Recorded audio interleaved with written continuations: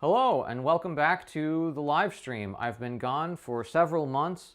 Sorry about that, but I'm back now and hopefully going to do weekly streams and on different topics that hopefully will live on as YouTube videos in the future.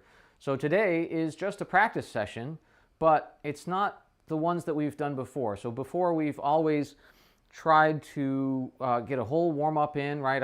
I'll stream for 2 or 3 hours and we'll do a whole routine from scratch. I haven't played a note that day, and then we get into some other literature and maybe some people interact and we do some different we do some different things, right?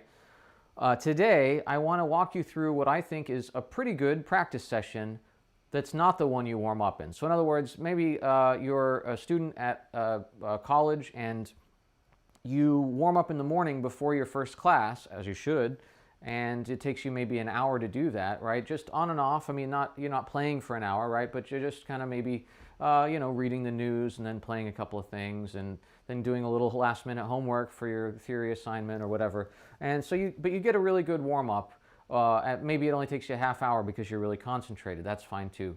But then later in the day, you're going to have to practice your music, right? You have to practice for your lessons. And so what does that look like? You might have to practice for some of your ensembles as well. Sometimes you could some pretty tricky stuff. Usually though, because of the scope of that, it's usually only, maybe 15 minutes a couple of different times, and you've got that lick or whatever it is. Because remember, you're going to rehearse that. But your lesson material, you're really responsible for. And of course, you can always bring it in early.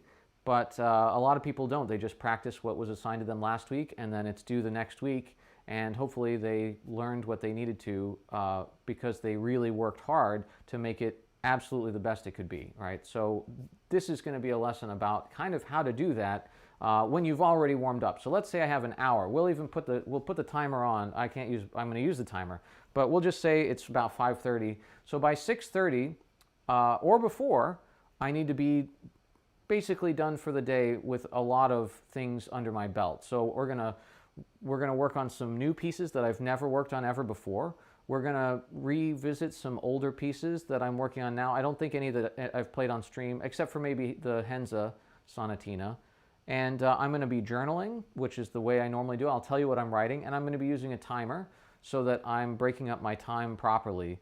And all of this is real stuff that I just if you had a lesson today with me, then some of this is the material we talked about. So they can tell you if I'm lying or not. But I have a nice little sheet here that I prepared for a master class a while back, approaching unfamiliar music. And so I want to talk about it a little bit, and because we're going to use it, right? It's going to keep me on track. So the first thing is I want to actually be able to play trumpet, right?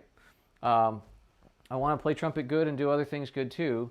And so I need to get either my C or my B flat or something out. I need to get back to where I was in my warm-up. So today, for instance, for me, I warmed up a little bit this morning.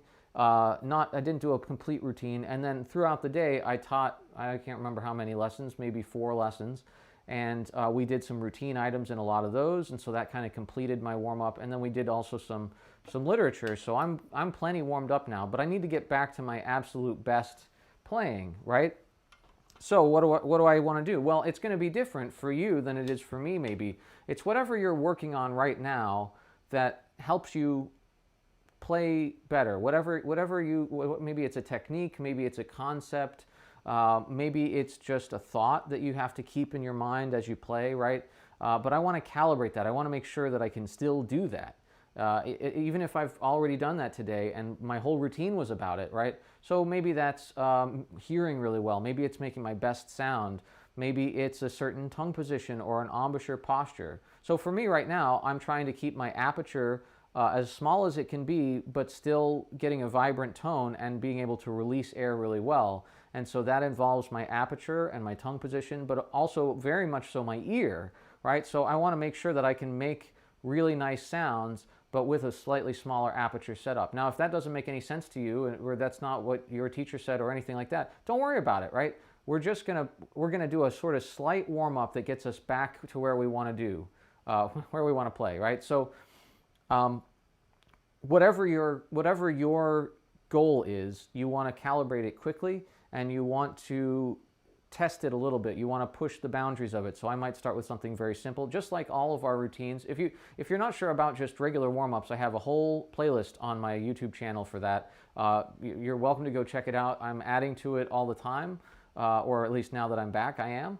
And but this is just kind of a quick warm-up, but it'll follow the same procedures. What can I do very well right away?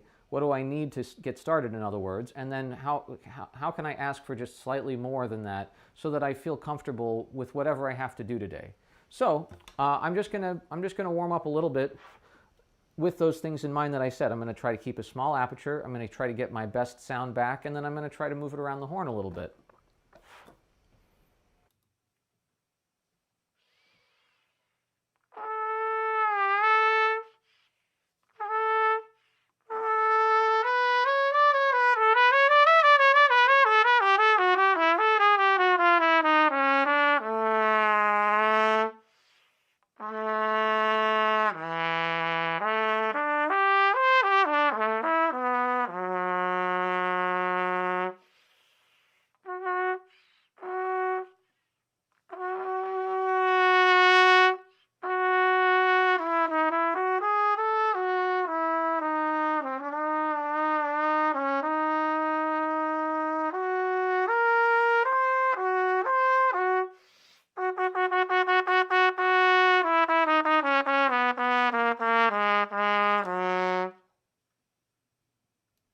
So just a little bit of playing and a little bit of resting. And I didn't start my timer, I'm sorry to say, but I do want to time things out. This beginning part, it can be a little nebulous. You can sort of just play it by ear, so to speak. You can just until you feel like you're hitting in the same spot that you were hitting this morning when you did your warm-up, right? The most efficient, the best sound, the most pliable, the most efficient, whatever it is that you've been working on, right? Get that back.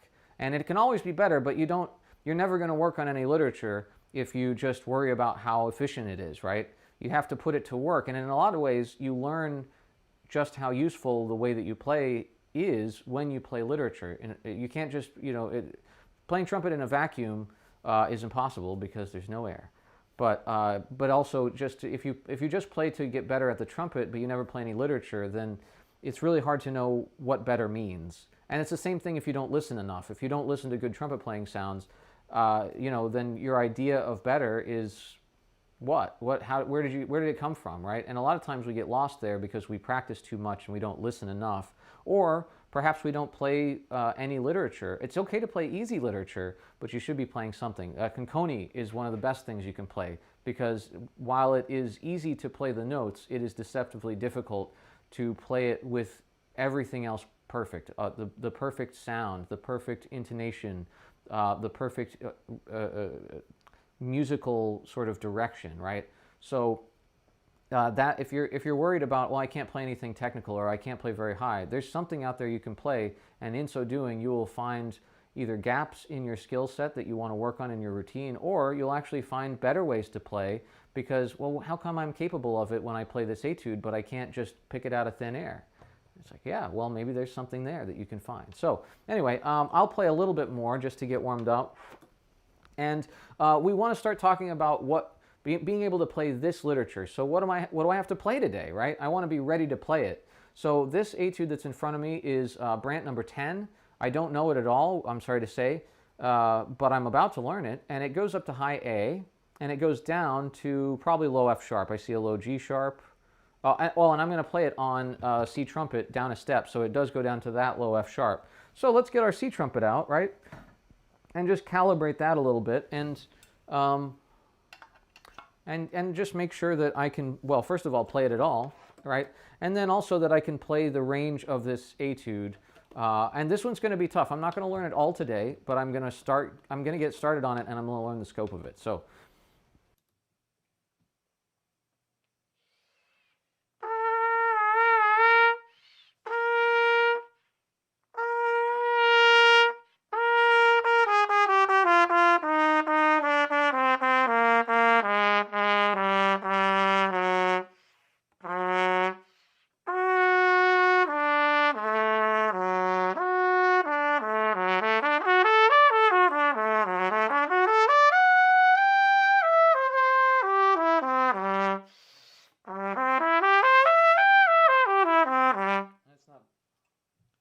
That's not very easy. So I need to work on that before, if it's tough for me to just play the range, I want to make that easier if I can. Again, I'm not going to spend all day on it, but that's what I'm going to try to calibrate. So, and I haven't started the timer yet. The timer will go on when I start really concentrating on something. Right now I'm searching for a little bit better way to play, and if I'm being honest, I'm giving myself goals like ease and sound, and I'm letting my body figure out how to do that without telling it too much what to do. And then if it finds something interesting, then I can turn on all my sensors again and say, oh, well, what is going on? Oh, I see my tongue position's lower in the back. Well, that's interesting. Or whatever, right? So, and there are some fixed values that I'm saying, oh, I want my aperture to be small, right? But I don't want a small sound. And I'm allowing for a moment of covered sound, and then, but only a moment, so I know it's small, and then I'm opening up behind it, and perhaps at the aperture, but I'm in control then in a way that I wouldn't have otherwise. So that's kind of what you're hearing me do, and I play a lot of similar stuff to get into it. I try to play in a lot of different keys because I want my ear to be able to hear in whatever, and that's going to be useful in this because, again, my warm-up can be specific to the thing I'm about to play. I want to warm up to practice this, right? And then if I need to, if I change pieces, I can do another little sort of like calibration of the skill set that I need for that. Hopefully I've dealt with all that in my morning routine, but if I haven't, then I need to do it before I ruin my face just trying to bang out notes on a page, right? So, all right, a little more from me.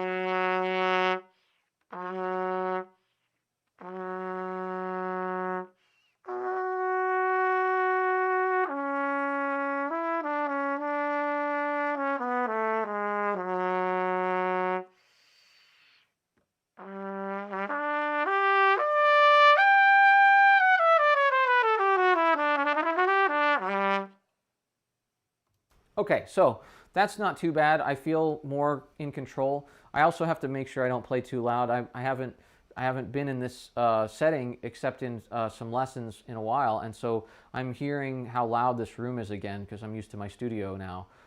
So there's other things to consider too, the space that you play in. But anyway, all right. So I've warmed up a little bit specifically for this etude, right? And now I need to kind of get started on it. So, well, what do I do? Well, we've calibrated ourselves to it, so we should be capable at least of playing whatever's in it. And once I know more about it, once I know the kinds of difficulties inherent in the etude, and I can guess at some of them, things like range, things like endurance if it's very long, things like intervals that are very difficult or really big leaps, right? I can see some big leaps on here. I can see that it's not too long, but there's a lot of notes. I'm not sure how fast I can go, and the slower I go, the longer it gets, right? So I can see some things that I'm going to need to work on, but I really won't know until I get into it. So I've warmed up as much as I can for this. And now, normally, if I knew this etude, I'd start to address specific problems, right? But I don't know anything about it, so I'm going to start with know what it sounds like, right? What does this etude sound like? What does each lick, what does each bar, what does each phrase sound like? And you might say, well, I don't know. I mean, how am I supposed to know that? Well, a lot of people will say, well, let me get a recording, right? And that's a good way. Certainly, if you've heard somebody else play it before, you get some ideas, and it's sort of all the work is done for you, right? But I would encourage everybody to at least try to read it off the page. Remember this piece of paper right here, right? This is not music. And then I'm stealing this from my dad. He says this all the time. This is not music. This is a guide to music. In the same way that a book is not a story, it's the words that it tells you what the order of the words are so that you understand a story, right? And so this is the guide to the sound that I'm going to make on the trumpet, and that's very exciting if you think about it that way, right? But then I have to decipher that. If I don't decipher it, I'm stuck playing note by note by note. And that doesn't sound very good, and it's also very inefficient, and it's very difficult to do well and fast. A lot of people do, but there's a limit to that, and they find themselves frustrated. So instead, we're going to play by sound, right? So know what it sounds like. You can start with rhythm. Rhythm is extremely important, and in fact, rhythm over time, right? Rhythm can't exist in a vacuum either. It needs time. It needs some sort of beat, right? And the beat can be mixed meter, or it can be whatever you want. I mean, according to the piece, it can be whatever the piece needs. But I need to make sure that the beats also are included in my understanding of the rhythm, right? So luckily for me, I don't have to worry about rhythm too much in this piece, because it's just, well, if I start at the end of the piece, which is what I would suggest, I just have da da da da da. Let's see, da da da da da da da da da. Right? That's the rhythm, and I sort of did a little of the contour. Now, that's not very complicated, right? And the whole thing is just constant eighth notes. There is a rhythm to the contour of it, though, that I might be interested in getting. So let's do that a little bit. Let's do the last line. I don't know if that's a good phrase point, but I'm going to do the last line. And you might say, well, why are you starting at the end? Well, because if I start learning it at the end, I'll know that part the best. I can always go through the ending because I'll know it really well. And when I'm physically and mentally fatigued after playing this etude, when I play it for real, when I play it top to bottom, the bottom is going to be the part I know the best, and therefore I'm going to have the most confidence with it. It's going to be the easiest for me to play. The top, I don't care. I can sight read for 6 bars or whatever and really concentrate and probably get everything, but I want to be more and more familiar as I go along with the piece, right? So let's get the contour. And you notice I haven't been playing, right? I do want to start, now that we're getting into it, I am going to start a timer, but we're going to start a timer just the first time we actually play. And we're going to do 2 things. One is I'm going to try to rest twice as long as I play and do these kinds of things. And the other is I'm going to take concentration breaks, right? So that'll probably be about half of the time I rest, is just not doing anything. I'll get on the live stream and I'll see if anybody's watching and commenting. I don't have that up right now. Maybe I should do it right now while I'm thinking of it. That would be a smart move, Gabriel. Let's see. Chat. App. Oh, I have the chat. That's right. I literally have it. We'll just put it in the browser for now, on Restream, and see if anybody's in there. There's one person, and it might be me actually. I believe it is. No, I'm not. I'm not the person. Anyway, all right. So if you want to type in the chat, I'll need some stuff to talk about when I'm taking a mental break. Although that's kind of defeating the purpose. But anyway, all right, so let's see. In fact, we can start the timer now, and I haven't really done anything that I can write down in my journal, except that I warmed up a little bit, but you know, my whole routine would be in there. So I'll tell you what I write when I write it. So we're going to start this for my mental sort of stamina, right? And I just use a count up timer. Oops, it didn't go. Oh, is this one broken? Uh-oh. These guys, these cheap timers called the talking timer, but they're really good if they work. Well, oh, I see. It's just stuck. Well, let me go get another timer. And I can talk to you while I do this because I have a mic on my belt. So a timer is not necessary. You can use a clock instead. But you do want to have a rough idea of how long you do something, because you're going to split up your time. Like I said, you want to do about at least half and half, where you rest half the time. And you can be singing. You can still concentrate during that time if that seems appropriate to you. But you really, I do as little as a third of the time that I'm practicing, I'm playing. And one third, I'm also still singing and doing other things. And the other third, I'm either marking in my part or I'm just watching TV or something. I'm trying to just take a break because it's taxing mentally, right? So okay, we've already been here 15 minutes, and I haven't seemingly done anything except gotten ready. So I might, I'm going to do. Let's see if this one works. Yeah. Okay, so I'm trying to learn the rhythmic contour of this, right? So I'm looking at the last line of Brant 10 if you want to follow along, and this is bum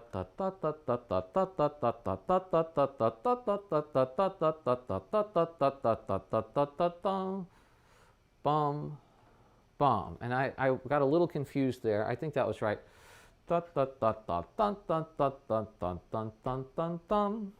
Okay, so now how helpful is it to sing off key, off pitch, right? Just contour.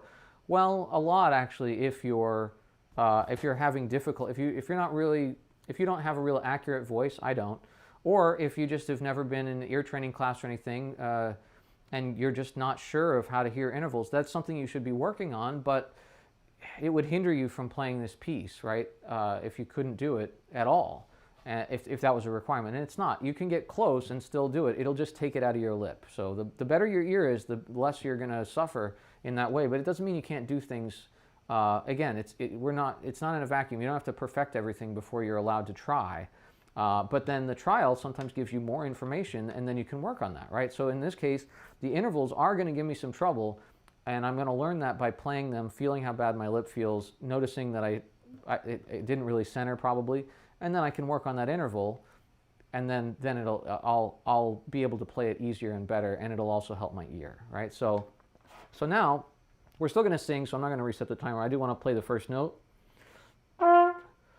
Da da da da da da da da da da da da da. Nope. That's what I was missing. Da da da da da da da da da da da da. I'm still off.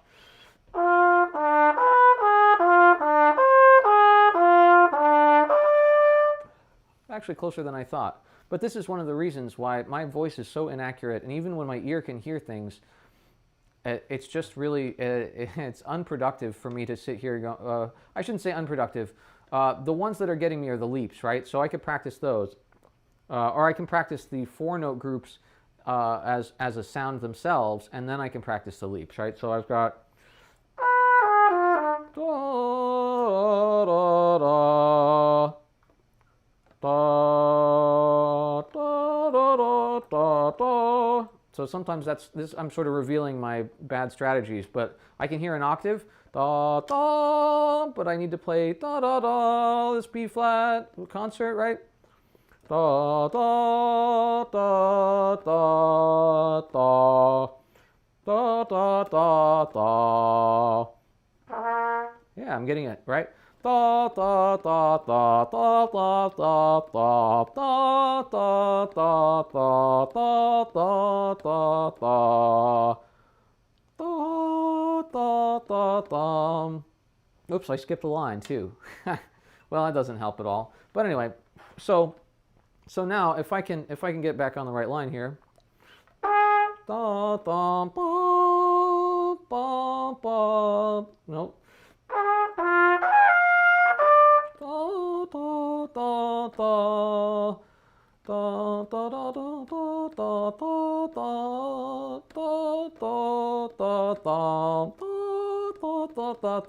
da da da. Now, I didn't say my singing would be good, did I?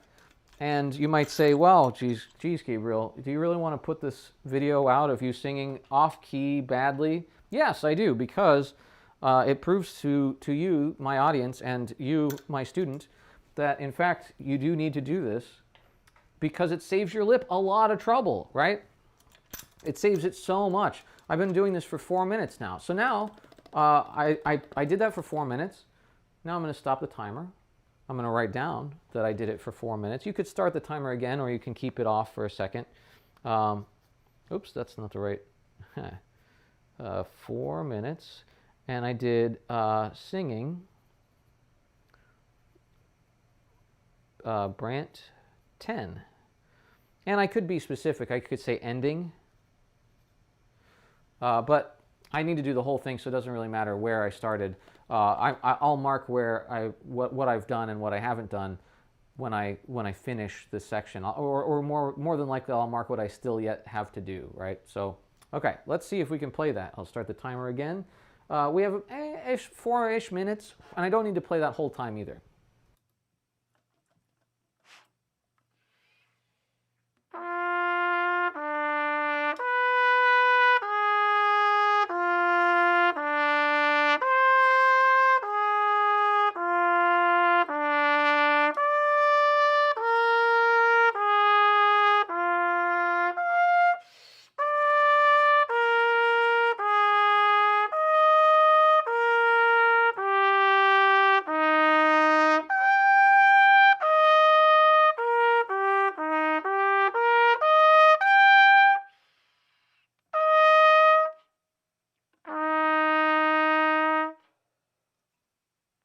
So just to explain, that is exceedingly slow, but I'm getting the physical feeling and the aural sound all together with the fingers, right? I want to know that it feels easy to play and that I've got all the right pitches and all the right fingerings, and I want to just go straight through as if it was just long tones, right? Now that also makes it longer, so that the notes will feel different, but I want the flow of the notes first, right? So I've played it extremely slow, and this is one of our techniques. So I'm going to keep doing that before I run out of time to play.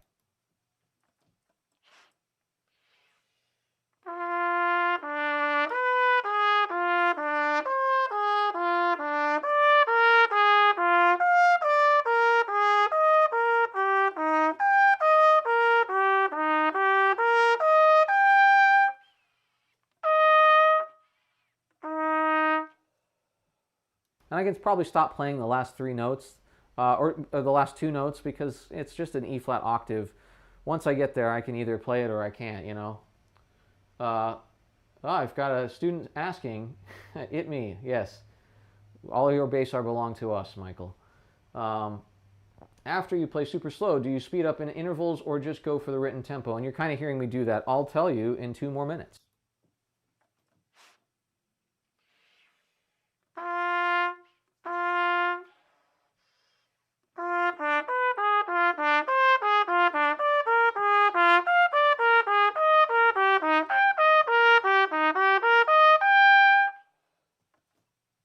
So in this case, I'm elongating the bars. This is in 3/4. You're hearing groupings of 4/8 notes, but there are 6/8 notes in each bar. So I want to make sure I at least give some credence to the bar line as well.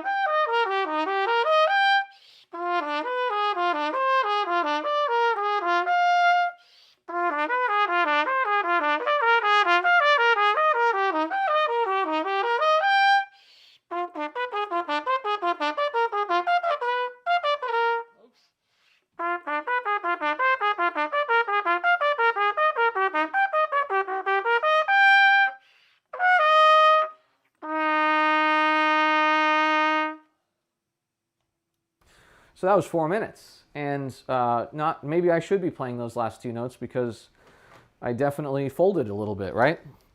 So that was 4 minutes of play, Brant 10, right? So I just put ditto marks, and you might notice that I'm not really saying anything else. Well, there's not really much to say. I'm learning a new piece.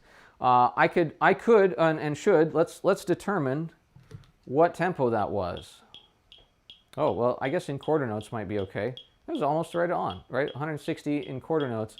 But the tempo is marked at 72 to the dotted half note, which is the bar, right? So I'd like to know, I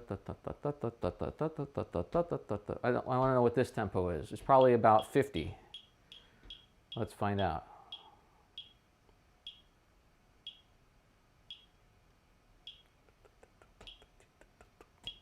Yeah, probably about 50. Okay, so I'll put at 50. That way I can know if I'm making progress towards the speed I want. I'm not sure that I can play this piece much faster than that. We're going to get into some hairy stuff. So anyway, Michael asked me if after you play super slow, do you speed it up in intervals or do you go to the written tempo? And it depends on the piece. So in this case, you heard me do it in sort of random intervals or intervals is confusing because there are intervallic content, but what he means is incrementally, right? So I might have started at, oh gosh, I don't even know, maybe 50 beats to the quarter note, right? So 3 times too slow.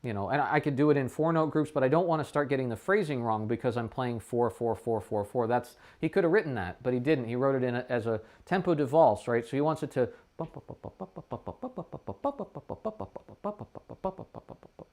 right? He wants it to feel one, one. And he even writes accents at the beginning. And that's getting a little bit into a different type of what it sounds like, which is style, right? So far we've only done rhythm and pitches, but we're working up to style. If there was a piano part, we would think about that next. We have other pieces for that. And then, of course, music and then recordings, right? So that's the know what it sounds like hierarchy. I can't do anything without rhythm. I really can't do much without pitch. I really should be thinking about the style as soon as I possibly can. And then once I can play my own part, I need to think about the rest of the parts, right? And you could do this backwards. You could absolutely think about the music you want to make and how it fits into the context and what the style is, and then learn the pitches and then learn the rhythms. But it's not as practical in the practice room. That's a great intellectual way to learn something, and you absolutely should do it. If you're just stuck in your dorm room and that's the only thing you can do, then do that, right? And it'll make the rhythm and the pitches easier to learn. But we also need to do these things physically, right? And that the physical part isn't part of what it sounds like, but it sure is when you do it, right? If you're not physically ready, then yeah, it makes a different sound. So anyway, I'm burning up my singing time. Da da da da da da da da da da da da da. So that's E flat major in second inversion. Da da da da da da da. Da da da da. C minor. Da da da da. That one's familiar again. Da da da da. Still in E flat major. Da da da da. That's E flat major major. Da da da da. That's what I messed up before. It's kind of rare to. It just doesn't sound right to my ear. Da da da da da da da da da da. Right. That's B flat dominant 7 in second inversion. Da da da da da da da da. And then we're on the next line again. All right. So that was 4 minutes and a little change. I'll put 4.5. And we can change these times as much as we want, right? If I do 4.5 now and I want to play for 4.5 and then rest for 4.5, I can do that. Or if I decide I'm getting tired, I'm going to switch it to 2 minutes instead, right? And I'll still sing for, maybe I'll sing for 6 and play for 2. But anyway, so a lot of this is the same, so we're going to go a little faster to start. But if our ultimate tempo, right, we got the other part up to 50. I'll try for 60. How about we try for 60? That'll give me some room to grow. This is day 1, right? I've never looked at this before. So I have a week, if it's my lesson material, to get this up to speed. So I want to do it right first. Oops, leave that on for a second. So that's where I'm going up to. Okay, so let's see.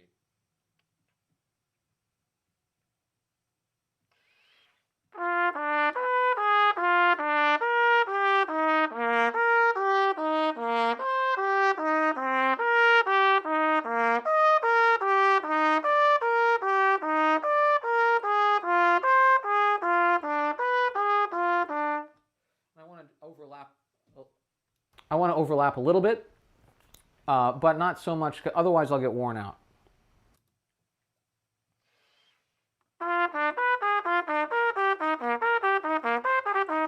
Oh, see?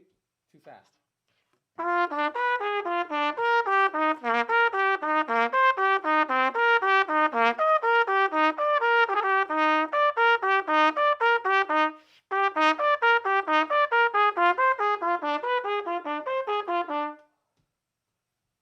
So another thing we did with the last one, I slurred it, right? I slowed it down first, then I started slurring it. You just heard me do a little bit of chunking, or actually a little bit of pulling a chunk out. I didn't really, just a hard lick. I'm just going to practice over and over till it's good, right? That's not really chunking, but I can do some chunking here for you. Let's try that.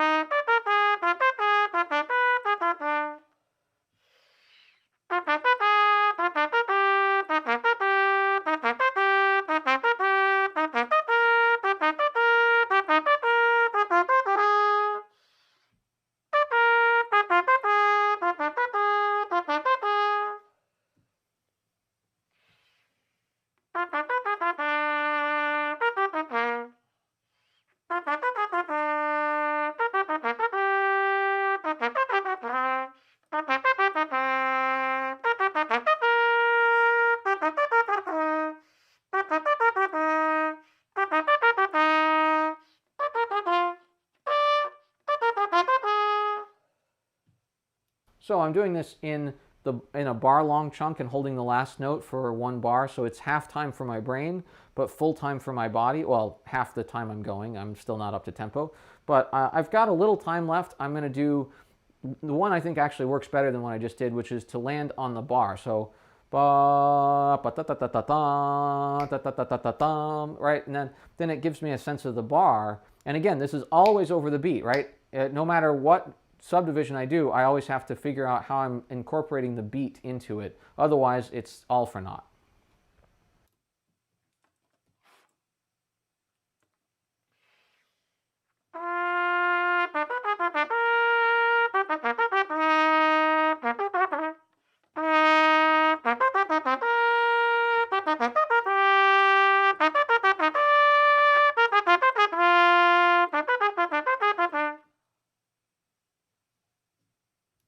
Yeah, so unfortunately I talked too long to do that more than once, but that one really worked. Now, what you want to be cognizant of is the grouping that doesn't work is the one you need to work on, right? That one was fine for me relative to the last one, so I don't really need to work on the one that goes over the bar line. I need to work on the one that doesn't. And I need to work on other groupings too, but always with a beat, right? So if anybody has more questions, I would love to hear them because this is a rest period. So what I can't do is drive my brain into this piece constantly, because first of all, I'm going to get sick and tired of it, but also I'm going to start having mental lapses. I'm already doing it because it's at the end of the day for me. It's 6:07, and I started teaching at 9 o'clock.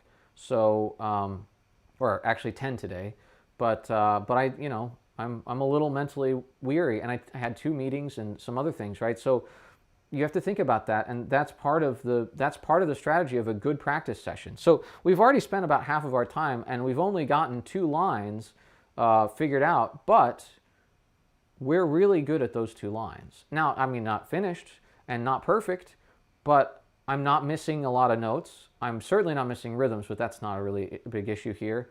And I actually sang it quite a bit, so we've spent a good amount of time on this. Now, what we haven't done is really identified the hardest parts and tackled them, but we'll do that with some other literature. So I think what we're going to do is, if nobody has any questions, I'm going to switch over to another piece, and that's a good amount of work. If I count the lines, right, 2, 4, 6, 8, 10, 11 lines, right? So if I get 2 done a day, I'll have it done before the weekend almost, and then I can put the finishing touches on it on the weekend. And guess what? Because a bunch of it is probably similar, some of it might go a lot faster. Well, these 2 lines, for instance, were pretty similar, although then I'm just proving myself wrong. But think about that. Like, if I work on this for half an hour a day, I'll have it perfected. Not just good, but it'll be really, like, it almost always goes perfectly well. And what was that made of? Well, I started off with making sure I was warmed up and calibrated to play the way I want to play, and then I didn't take steps that were too advanced for my knowledge of the piece. Right? This piece is not too advanced for me to play, but my unfamiliarity of it makes me unable to play it. So what I made sure of was that I took steps to grow my familiarity without betraying my good trumpet playing. Right? If I just tackled this piece from the top like a lot of people do, I'm gonna get wrong fingerings 2 bars in. And now where am I? Well, now I'm stuttering over that note that I missed, which I still sometimes do, and now I'm building that in as a practice habit, and I'm also learning that I can't play the trumpet, not that I can. So that's why you go slow, and that's why you sing first, and that's why you do all the stuff that we've done, right? So that it's the piece that I'm trying to play is intelligible to me, and then I can apply my best trumpet playing to it. And of course, I'm also, like I said, in the morning, I'm working on my best trumpet playing and growing that. So that's getting better and better, but I also have to grow my knowledge of the pieces. Otherwise, I'm never going to really be able to apply it. Okay, so we're coming close to the 4-minute mark. That was a little bit of Brandt number 10.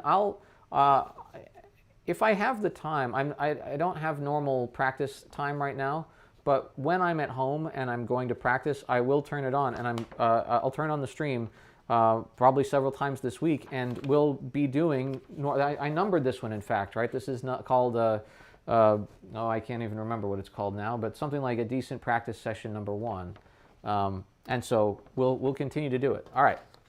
So that's an unfamiliar piece. Now let's do something really hard. Just because there's plenty of that, and we won't do it for very long though, because hard things you need to be more careful with, right? So that was 4.5 minutes of talking.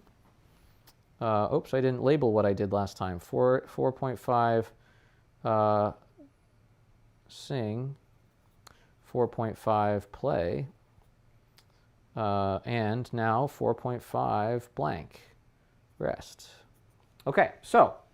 Now, we're going to do Vern Reynolds number 9 in honor of Michael, who has not necessarily gotten this as an assignment, but maybe more as a suggestion of a thing that he could take on and maybe should, right? So this is one that I've practiced before. I played it for him in his lesson a little bit. I need to work on it quite a bit if I'm going to actually do anything with it. And it's definitely not a C trumpet endeavor. It's already hard enough and high enough, and I don't want to transpose it and complicate my problems. I am sort of complicating that Brandt by transposing it, but it's also somewhat tradition to do with the Brandt book. So, all right. So this one is all about fourths. So I could warm up, right? I could play. Well, first I got to get into this B flat trumpet, right? Make sure I can play it, and then I'm just going to play some fourths for a little while, just to make sure that those are not taking it out of my face.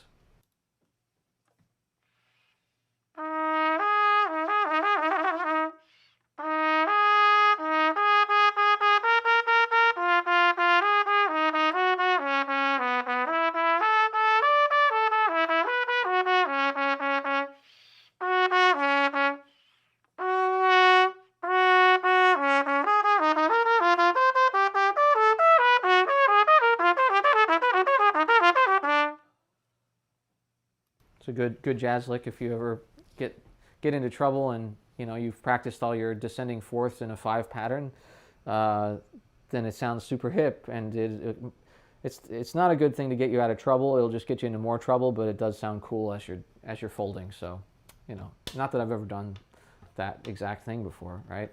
All right, so what's the hard part of this? Well, there's an endurance challenge of the Adagio. I should write down what I just did too. I had sort of like a 2-minute warm-up fourths. And now we're going to start over. Now we did sing, play, rest last time. This time I don't know that singing is going to help me as much as I mean, it always will help, but I think playing and resting is going to be more important. And maybe I can go through the fingerings sometimes are really crossed fingerings, so maybe I'll sort of half sing, and I know the sound of this pretty well, but I'm just physically, it's difficult for me. So I'll start my timer, and that was enough rest, right? So I can play right away. So there's an Adagio part that is really challenging because it's just long notes. That is a routine item, and this is an important part of this too. I need to identify what I can work on in the piece, right? In other words, by playing it and by singing it and by doing the fingerings, and what I need to work on as a larger routine item that's not really related to like, in other words, these are not hard notes for me to play. It's just hard for me to play them for a long time. So that's endurance, which I need to work on in my routine, in my morning, in my warm-up, not every time I play this piece, because I'll never get to the other stuff, right? I'll always just run out of stamina and then just put my horn in the box and go home. So I need to be strategic in that way, and that's really what I'm talking about here. All right, so what do we do? Well, I already know where the hardest parts of these are, of this etude the hardest parts are in this etude, right? So I'm going to go right to them, and I'm going to apply some different techniques to try to get them. Most of all, it's just going to be the same old stuff. I'm going to go slowly enough that I can actually get it. And I might have, in this case, there's some very low notes. I might have to just do some like basic trumpet playing, like get this in place for what I'm doing. So for sure in this case, actually, because this is the lick I need to work on. Well, we'll work on this one first.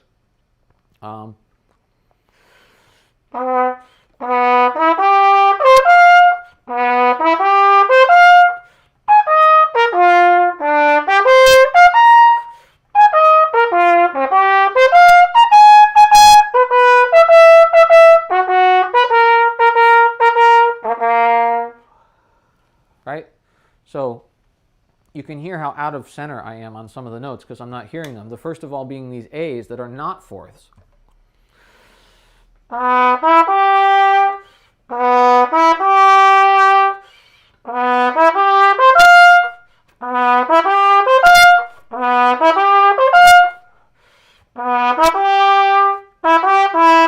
Maybe that F sharp too. Oh, I'm sorry, I'm blowing you out of the water. But also that F sharp, right?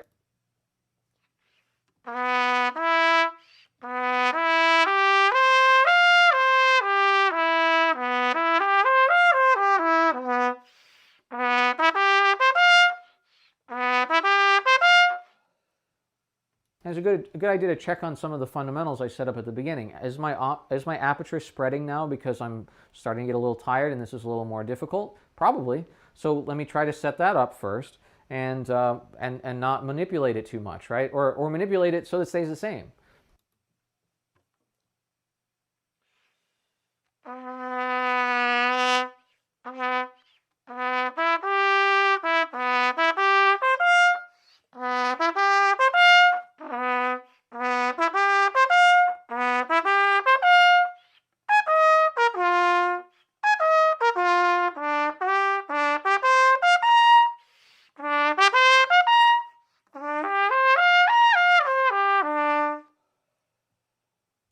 Okay, so I'm going to call that 3 minutes. It was 3.5, but I talked at the beginning a lot. So I played for 3 minutes, and I just played, I can put the exact place, but I'm just going to put Vern Reynolds. This is Vern Reynolds 9, I think I said already. And I don't really need much more data than that, except now I'm feeling a little bit tired, right? So I'm going to go over here in my general notes section and say my top lip is feeling a little fatigue, right? Well, that's an elegant way of saying what I wrote, which was top lip hurt, right? I don't need to know more than that. Top lip hurt, you know? So now what am I going to do with that information? Well, in my warm-up, I might make sure that I'm not engendering some kind of playing that is damaging that lip over and over again. So I might bring the pressure down a little bit and see if that helps. Right now, I'm definitely going to do that, but I'm also not going to let myself favor that top lip. I need to use it the way it's meant to be used, the way that I've designed in my routine. And again, if this sounds like advanced concepts, you're not spending enough time in your routine familiarizing yourself with what you should do, right? So, and that's not an accusation. It's just saying like you're just not there yet, and that's okay. But spend more time doing routine things then, right? You can do an afternoon routine as well as a morning routine, and it's very, very different. A lot of people will say, you know, what do you do for a warm down? And a warm down, normally people are trying to undo damage that they've done during the day, and that's what they consider a warm down. And that is possible. People will tell you, well, more playing isn't going to help you.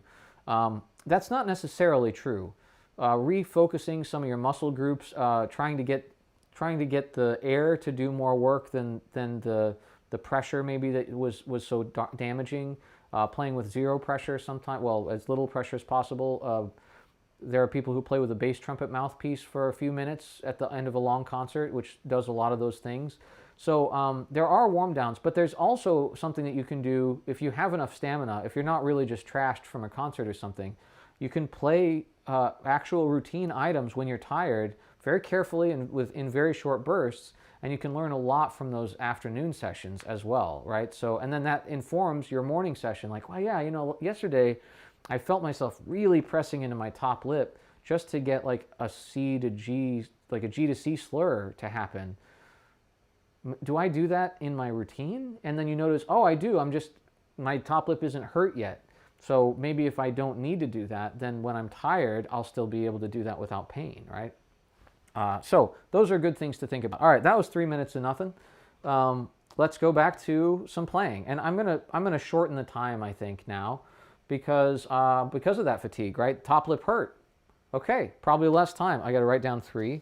I've already started the timer. I do this when I start to get tired. That way, I play less of the percentage of the time that I'm playing. And we want to put everything into place the way we do. So I'm not just going to go for it. I'm going to calibrate. Oop.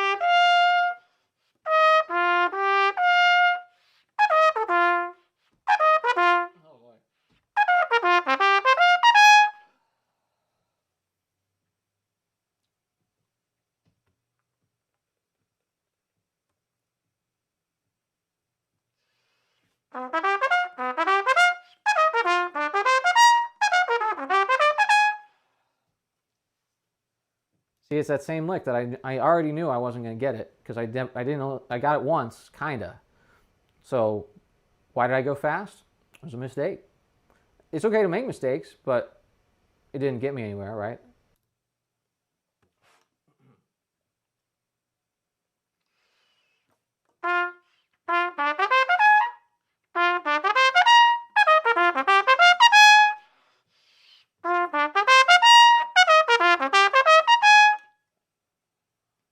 So this is a great example. I played for 2 minutes. I'm starting to play wrong fingerings even though I haven't done that yet, which is a mental stamina problem, right? So 2 minutes, VR9. So what does that mean? Well, it either means it's time to stop doing whatever I'm doing that's costing me so much mental stamina, or it means that I need to find that focus. There are mental exercises you can do to increase your stamina of concentration. One of the best ones, quite honestly, is just to to hold your breath and look at a clock and hold it for progressively longer and longer, and always inhale and exhale for 10 seconds. It's a concentration exercise I learned in undergrad, and basically at first you're inhaling for 10 seconds and you're holding for 10 seconds and you're exhaling for 10 seconds, and then immediately right away you're starting a new inhale for 10 seconds. The tricky part is after you've been doing that for, let's see, you hold for 10 seconds, hold for 20 seconds, maybe hold for 25, 30 seconds. Well, now you've been doing this breathing exercise for several minutes, because you remember 10 in, 10 out every time. And so your body is like, please breathe, please just breathe, right? Can you just breathe right now? Especially on the exhale, it's like you need air right now. And you have to have the physical stamina and the concentration to say, no, we've 7, 8, 9, now you can breathe. And so now you have to be careful, don't pass out, make sure that you're in a soft padded room or whatever. And don't do it too long. But it's a great way to increase your stamina of mental focus, right? You can also just, meditation is really good.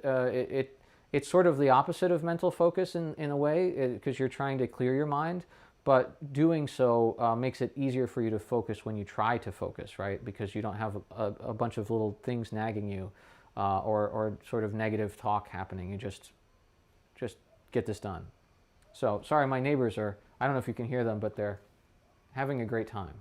Okay, so that was 2 more minutes, and I could increase this amount of time, but I feel okay for now. So we're gonna tackle another section, because that section we got it a couple of times, and we're almost at tempo. So here's another bad part. Sorry.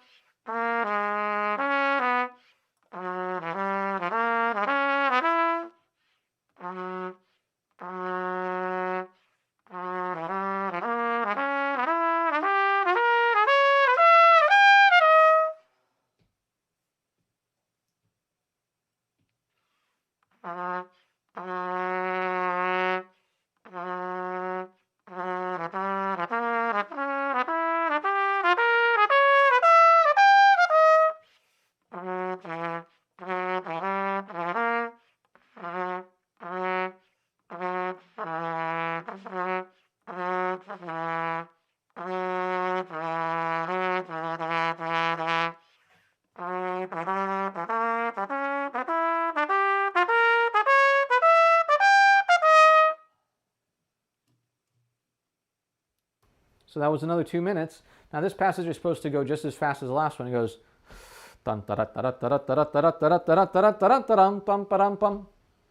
it's just, I'm not anywhere near going that fast, right?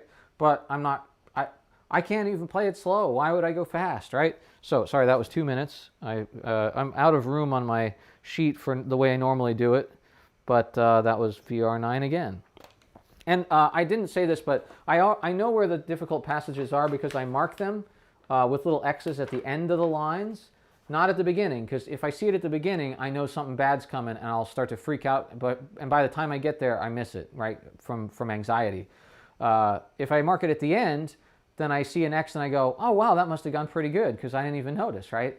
And, of course, it has just the same chances when I found it of not being very good when I actually play it normally. So we're gonna rest a little longer now because that was a lot of low stuff, and well, it's a lot of low stuff, right?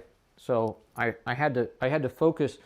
A lot of people sort of just relax in the low register, and that just won't work for this. Da, da, da, da, da, da, da, da, da. Oh, how, Alexander, it's great to see you. Tell me where you are now, what you're doing now. I haven't talked to you in ages. Alexander was on From the Top. It was a lovely show. Somebody sent me and my dad, and he mentioned us by name on there, which was very sweet of you. Thank you. But yeah, so if you don't know what From the Top is, it's an NPR show, and it's just always amazing young musicians. And I've been fortunate to have some friends on that show over the years. And it's a lovely inspiration to listen to young people do so well in such a high pressure environment, and then give these lovely interviews out. They don't even know how hard it is to do interviews. So, and it's always great. Anyway, so I'm resting twice as much time now. This was 2 minutes already. I'm going to rest another 2 minutes. Because when you're playing in the low register, if you just kind of flab out and let go and relax, you don't really retain any control over being able to articulate, being able to place the pitches. I didn't do super great there, but that's what I'm working on, right? So, and I have trouble with the low register. My high register is fine usually. I mean, within reason, right? I should say normal. But my low register is just always trash because I flab out when I get down there, and I want to set up something that's stronger than works down there too, like that's tighter, right? So it's got to be something that can vibrate, but something that's firm and stable. One thing you can do is you can tap your tap your mouthpiece when you're in a certain range. I can do this a little bit. So if you just relax, right? I learned this from my dad too. It won't hold together, but if you're firm and you know, it allows you to use a little bit more pressure.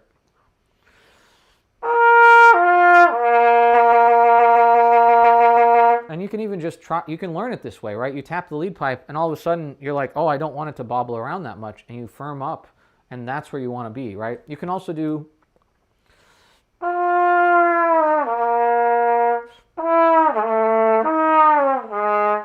sort of glide into it like a lip bend and then let it crack into it. It ends up in a slightly different position, but that works better for some people. And there's a lot of ways to learn this, right? But the main thing is you can't just be jelly in the low register. You've got to have something, some might to it, right? Some kind of muscular energy that you're holding, as well as releasing the air still and all the other good stuff, right? Oh, good, upstate New York. I love it up there. It's great. Right now, you're seeing the best fall colors that the United States probably has to offer, except for maybe Maine. Maine is beautiful as well. Michigan is probably getting there, about to be beautiful, but it always seems to happen first in upstate New York. So, and I love Bard College. It's a lovely place, and I'm sure you're doing quite well there. So I taught at Syracuse, for those of you who don't know, for 8 years. And I just absolutely loved my time there. I had a blast. I played with a lot of regional symphonies, and I taught at the university. And I worked in a coffee shop called Recess that I wish I could still work for them today. In fact, I'm going to see one of the owners this week, I think. He plays in I don't know exactly what to call it, but kind of a metal band. We'll just call it straight edge type scream metal. It's pretty cool. And Talk about skills. Those guys memorize their entire. They don't even usually read music. They just memorize the entire tune, the entire set list, and all of the meter changes, and all of the lines, and all the vocals, and they memorize everything. And then their drum beat is the same, roughly the same every time, along those parameters. I mean, can you imagine, right? We don't even memorize like an etude. So anyway, all right, that was 5 minutes. That was good. That was a good rest. Thank you. Alexander. So 5 I get to write. I love the longer numbers, the bigger numbers. All right, so let's try to put some of this together because I've practiced little parts. So let's get back the parts we've worked on, right?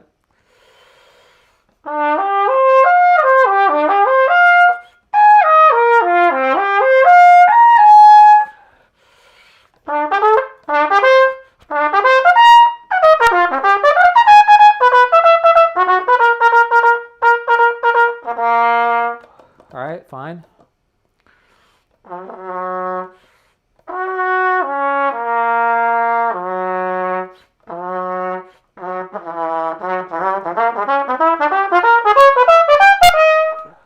right. Sorry, I left the mic on, but I'm glad I did, so now I talk to you. So I'm not going to play for too much longer on this piece, but I want you to hear kind of the broader parts of it, and I also need to find out if I can put those things into action in context, right? So that's my next step, and we haven't really talked about that. I already know this piece. I'm just refamiliarizing myself with it and getting the physical parts down. So it's not a matter of learning too much of it, although I might find out that there's parts I don't know, right? And then I need to work on those. There's some X's that I didn't work on the first page. We'll see if those hold up from the last time I played these.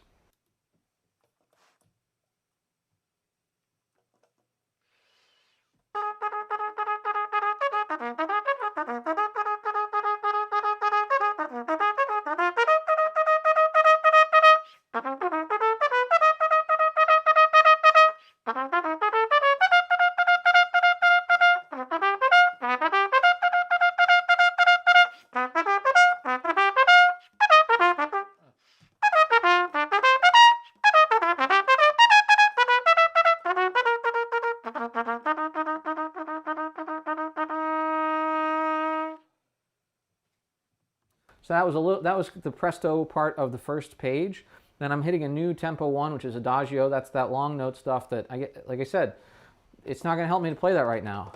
It's just I guess 6 times slower tempo.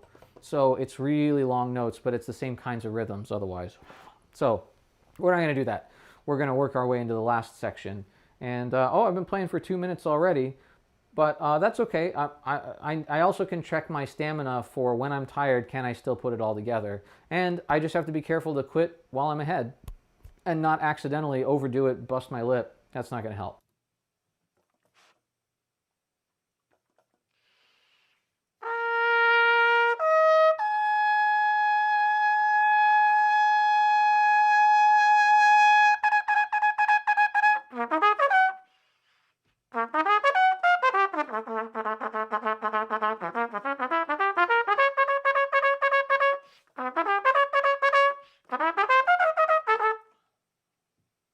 Here's the part I haven't worked on, but I think I can get it in 2.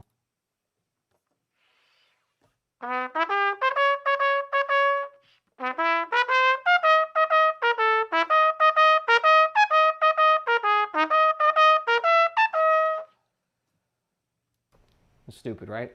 I mean, it's brilliant. It's like one and then the reverse of the other. It's just great, and in the different octaves, right? But this is what precedes the hard lick. So if I fold on the lick right before the hard lick, I'm not going to get that either.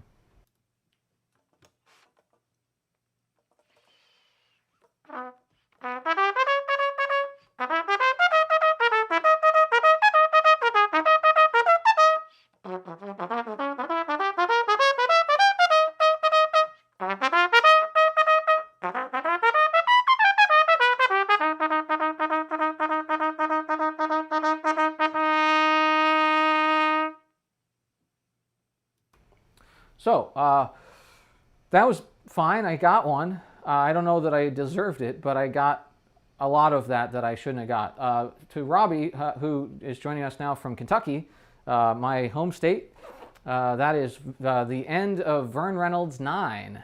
So I love Vern Reynolds, and we were talking in a lesson today about fourths, and I said, yeah, you can practice. There's whole books of fourths. Actually, Michael brought up that there's like there are books like just about certain intervals, and there are, absolutely, and they're actually really fun to do.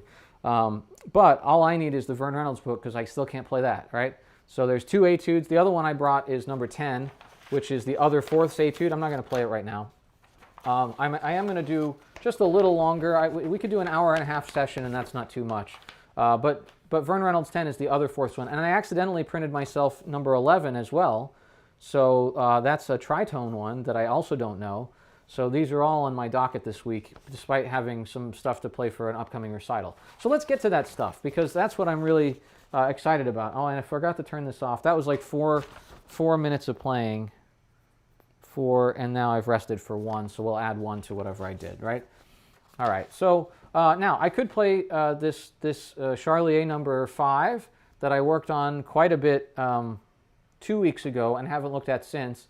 But I'm not sure that that's any different than what I've done so far. So instead, I'd rather look at this Burnett Tuthill piece a little bit, and then maybe get into the Hans Werner Henze Sonatina, which I have worked on extensively in the past, but it's physically really demanding, and I want to make sure that it's in good shape and that I know kind of that one. I might write different things in the trumpet journal to remind myself of where I want to be with all that, right? So we'll put this to the side. We're going to play some Tuthill next. Friedman. Which Friedman? Friedman Immer?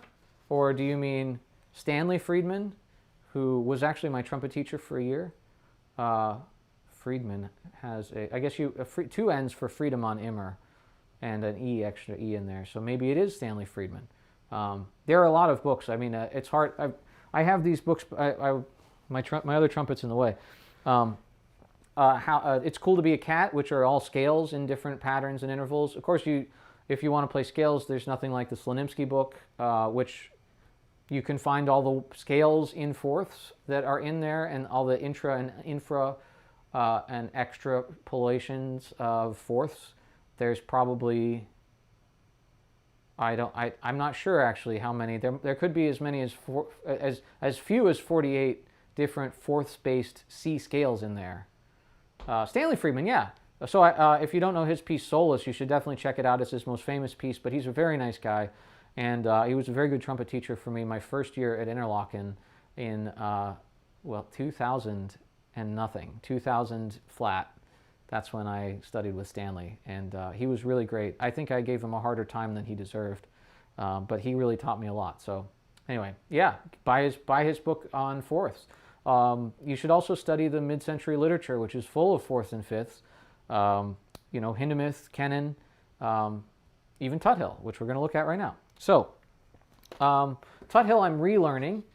So this is, like I said, Burnett Tuthill. This was a piece that was written kind of alongside, it was part of the same National Association of Schools of Music grant that the Kennan ended up being a part of, but this was the first round, I believe.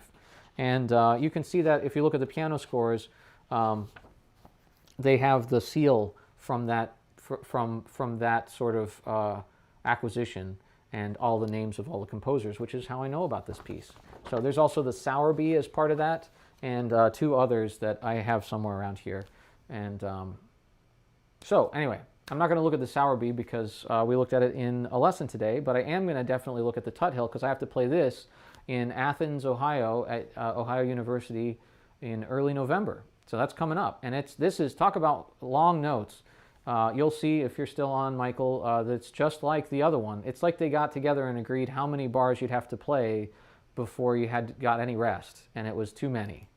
And but this one is a little nicer, I think, in some ways. So nicer on the face, not. I think the Sowerby's probably a nicer piece actually, but anyway, all right. So I'm relearning this piece, and mostly I can play all the licks. There's not any kind of technical thing that I need to work on, but I really need to work on my applying my fundamentals. And I even wrote on this page, turn around and follow through, right? So my new stuff is keeping my aperture small and keeping my sound really relaxed and big, but my turnaround and my follow through could still be applied to that, and that's what's going to save the day on these long-winded pieces that kind of, you have a lot of tiny rests, but almost no really long rests. So I play this on B-flat trumpet. I probably will regret that, but it's what I know it on already, and I probably should stick to that because that's where my ear and my fingers are already connected. And I don't have a lot of time to relearn this piece, right? I only have about a month and a half. Yeah, a month and a half. So I'm going to play B-flat trumpet some more. All right, that was 4.5 minutes of rest, which is plenty. And this is a great example of a piece where this piece is going to tire me out. So if I play it when I'm already a little tired, I may really learn some interesting things, but I have to be careful, right? So, and I could play it top down. I think that probably makes sense. I've been working on this, right? So this is one where I've already learned it. It's okay to play it from the top straight, and but I'm gonna just have to stop when I get tired and try to assess whether I want to keep going or take more rest. All right? Turn around, follow through.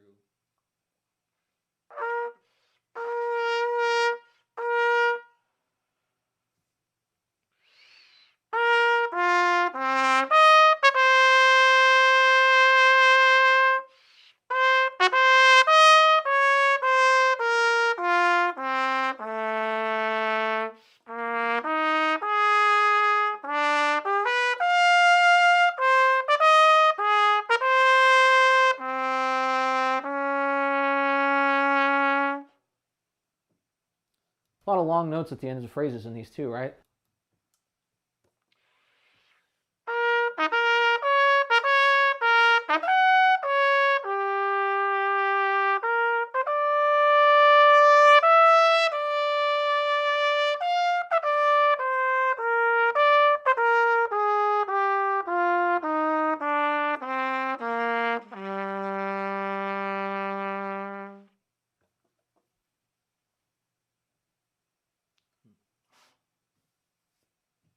In my part, it says good right corner, which I think actually I've moved to my left now. But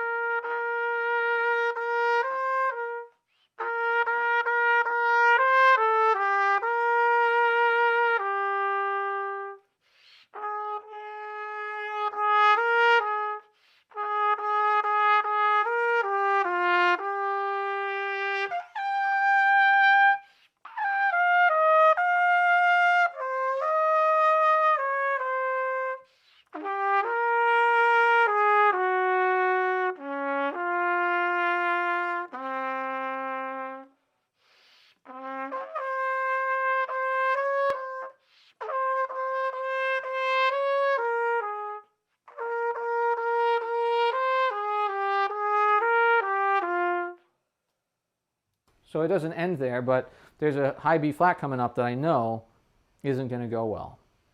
I have a little star written there. I'm not sure if that was, I didn't define that star, but it probably means I might want to take a breath there. But okay, so that was only 3 minutes of playing. I'm starting to get tired, and I was having some issues, if I'm honest. This is Tuthill. if you're using my template, anybody, and you don't like the, I'll just show you. If you're using my template and you're like, well, I'm not done practicing, you can just write over top of it with a pencil, and it's very easy to read. The 3 columns still work even if you just write over the stuff that's written into the left column. So anyway, right, so I was having some, I was turning around really well, I think. I might check the videotape on that.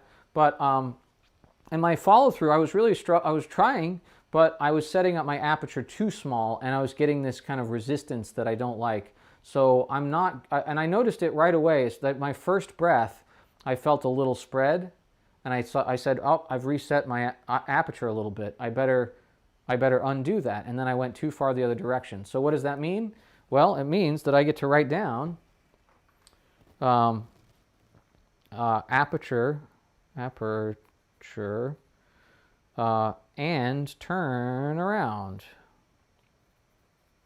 And perhaps, and in parentheses, I'm writing on catch breaths. And then in Tuthill is where I found it, right?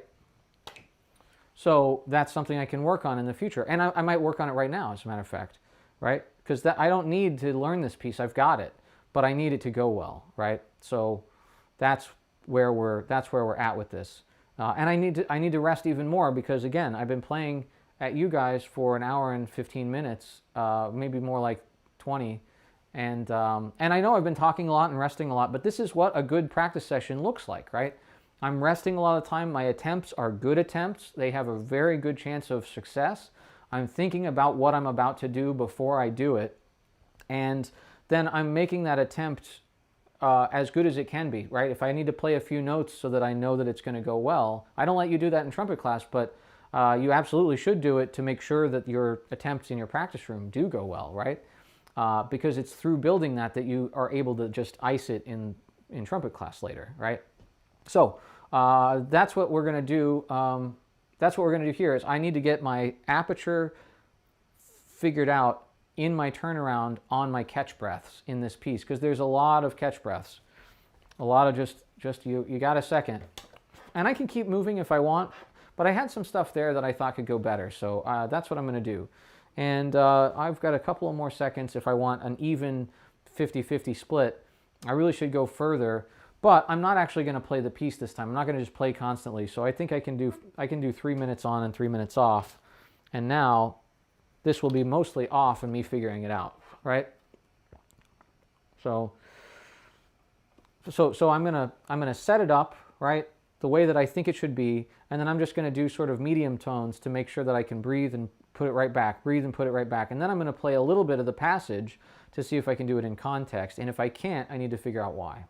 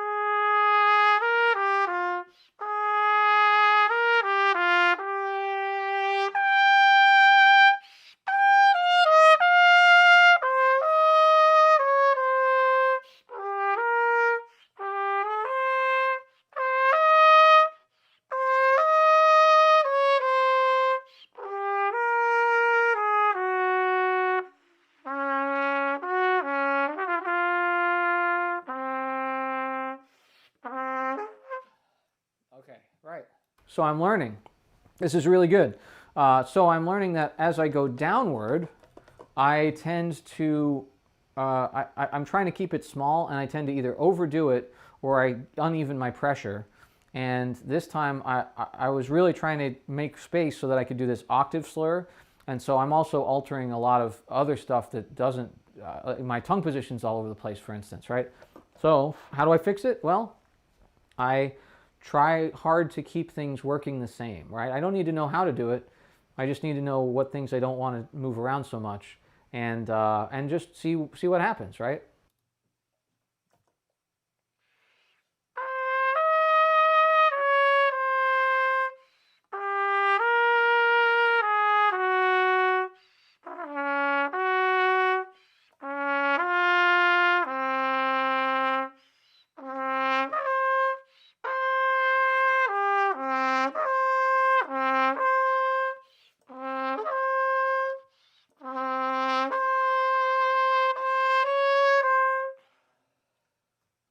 Okay, so that was almost 3 minutes, and I did work out something. One is I need to work on octave drills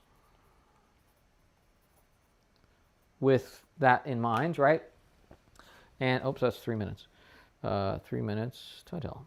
So I need to work on octave drills, and I absolutely can place the notes if I'm not anticipating the interval change. In other words, if I place an A right where I had the D before it, right, it's down a fourth. If I place it right in the same place and I let my tongue position do it, then everything goes great. If I try to move my jaw and my lips and my tongue and all that together, then in this case, that's where it gets me in trouble. I mean, it's either too large or too small, and it's because if I open up too much in too many ways, then my lips compensate and they get smaller. If I open up not enough or I do something funny, then my aperture is just wrong. And so, again, is this stuff that you should think about in your practice session? No, you should think about whatever you're working on right now and applying it to your pieces, right? So, okay, let's play one more part of this, and then we'll be done. And this is also, I think, a hallmark of a good practice session is to do something fun. If this hasn't been fun for you, but you just had to do it because your teacher assigned it, or I like this piece, but somebody could have asked me to play a piece I don't want to play for this recital, and I would have said, okay, sure, I guess we can play that. And then, I might not enjoy working on it as much, but I definitely try to. But if I've been spending a lot of time on pieces I'm slogging through, sometimes it's not even the piece's fault. It's just I'm having a tough time with it, right? Well, then I want to do something that's fun and maybe even silly, right? So I'll do a little bit more of this, the agitato section of this, because it involves some multiple tonguing that I just want to check on.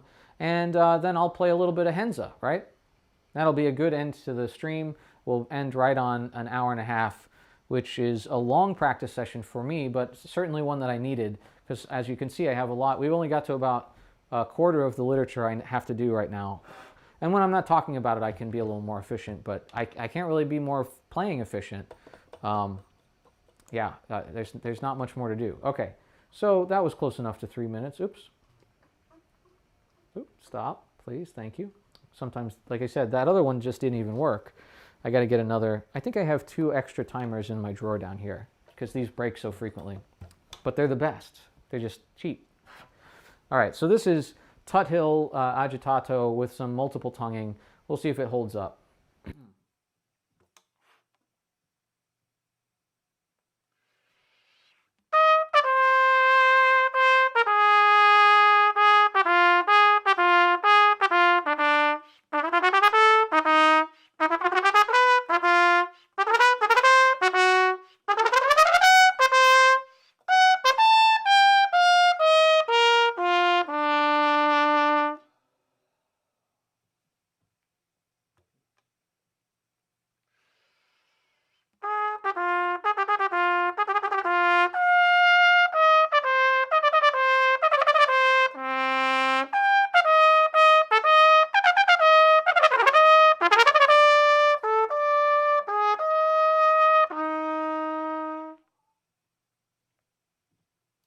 Yeah, okay. I need to clean it up. I'll write that too. Clean up D to F, Tut-Hill. But nothing, that would be performable, right? So, all right, that's enough Tut-Hill. Let's do some henza for fun. I love the henza. I'm not going to do the beginning. I often will do the first movement because it's only 40 seconds long, 38 seconds or something. But I think physically that's not a good idea. And the second movement, same thing. It's a lot of long notes. The third movement's physically challenging, but it has a lot of rest in it, so I'm going to do some of that. And for that, I need a mute. This is not quite the mute I use. I like the aluminum, all aluminum version of this Trumcore metal mute for this, because it's really, it says sharp mute, which doesn't mean anything, right? But in other words, like a real snappy, bright sound, I think. And these mutes do a really great job without clogging up your trumpet and making you feel like it's stuffy. They're really, really easy to play. And really, I mean, this brass bottom one, I absolutely cannot overblow this mute. It'll never start breaking up. The aluminum one I can play louder than it'll hold up, but you don't need to do that in this context. Even though it's fortissimo, it's unaccompanied. You're not playing the Chicago Symphony fortissimo, trying to get heard among trombones and horns. You're by yourself. It just needs to sound loud. So you should always practice with a mute when it's time for a mute, right? So my timer's been going this whole time. We had 3 minutes of rest. This has been now 3 minutes, but I talked most of the time, so I could just keep going. And this beginning lick, I can work on it. So we're not just gonna, this is fun, but I'm still gonna work, right? I'm not gonna just like, I can do that a little bit, but I still want to do something useful out of it, so.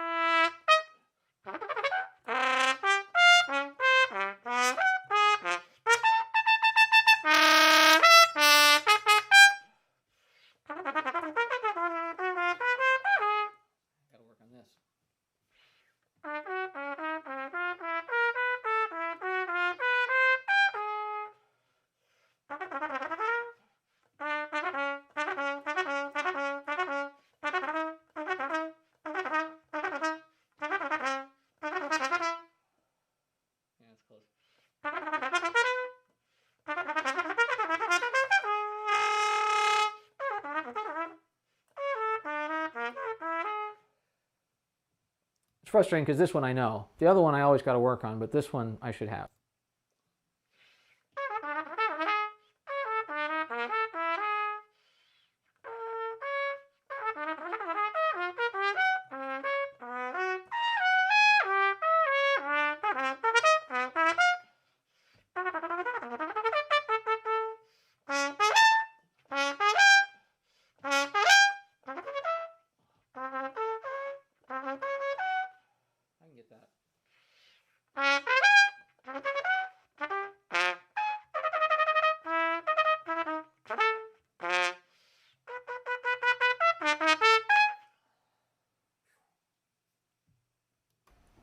So that's right at the edge for me. But some fun stuff that we still got a little work done on. And that's very much like the standard, you know, I'm just kind of hacking through it, working on it when I need to. And it's okay to do a little bit of that too, right? It's not as useful, it's not as practical long-term. It doesn't stay in your hand and in your lips and in your ear as long, right? But if it gets me to play a piece that I otherwise would have just bagged for the night and just put my horn away, you know, and it is a nice test of like, well, what are the licks that still need work, right? And then I know, and then I can do the real work on them tomorrow. So anyway, I hope you've enjoyed this very practical approach to like, this is what a practice session I think should be like in general. We played, oh gosh, I haven't done the numbers, but that was 6 minutes, and we didn't really play the whole time, but we played only a third of the time for the first half hour, really, so that's only 10 minutes, right? Probably more like 20 minutes that we only did that. Or sorry, probably more like almost 45 minutes, so that's what, 15 minutes of playing, right? And then for the second 45 minutes, we played about half the time. And so overall, let's call that 20 minutes, right? A little less than half. So that means I only played 35 minutes of this hour and a half session. So, and I'm still wasted, right? But I got a lot done. If you remember, we got 2 lines of the Brandt learned. We we got we cleaned up some of the hardest things in Vern Reynolds 9. That really took a lot out of us, or me, I guess I should say. Then I went back and I played the Tut Hill, and I worked on a concept in the Tut Hill. I didn't need to work on notes. I didn't need to work on fingerings. I guess you could call it technique, but it's kind of like meta technique or something, right? It's not like how fast can I tongue and can I play this interval. It's like, can I just do basic things well enough to do this piece, right? And so we worked on it, right? We didn't just like play through it and play through it again. We really tried to build that into the way we play that piece. And then we marked down what kinds of things we want to work on for the rest of the week. I'm going to work on aperture and turnaround, right, together. I'm trying to unify those things. I'm going to work on octave drills with that in mind. So after I set it up, I need to knock it down some Schlossbergs maybe. I need to clean up a section in the Tut Hill, which is just more practical practice. I certainly have a lot to do in the Henza. This is the first time I've looked at it in a couple of years. And so some of the stuff sticks, some of the stuff doesn't, right? But anyway, I hope you enjoyed it. This is kind of how your practice sessions probably ought to go. Small warm-up at the beginning, and then really practical, very deliberate practice. And I don't need to do any more today, right? I warmed up this morning. I played all my lessons. I've practiced an hour and a half. Now it's time for video games. Right now I'm playing No Man's Sky, and I don't have anything in particular to do. I'm just exploring. It's great, right? Just relaxing time, right? You got to have that too. And I probably need to do some laundry. So I hope to see you again later this week when I'm still working on all this stuff. I know that that may seem boring to you, and I would understand if you wanted to just go practice yourself instead of watching me do it. But I also understand, based on the video games that I play, that sometimes I'd rather watch somebody else do it than actually go do it myself right that minute. And then when I actually go do it, it makes it feel, I don't know, better somehow. So let me know how you're doing. Let me know if you want to play for me on the stream. We're going to be back to a full schedule, which is just once a week. But I'll probably do like 3 or 4 times when I can. So, and if you ever want a lesson, all you have to do is find my email online. I work at ECU, East Carolina University, and ask me, and I will give you a lesson for free. So with all that said, I will see you next time.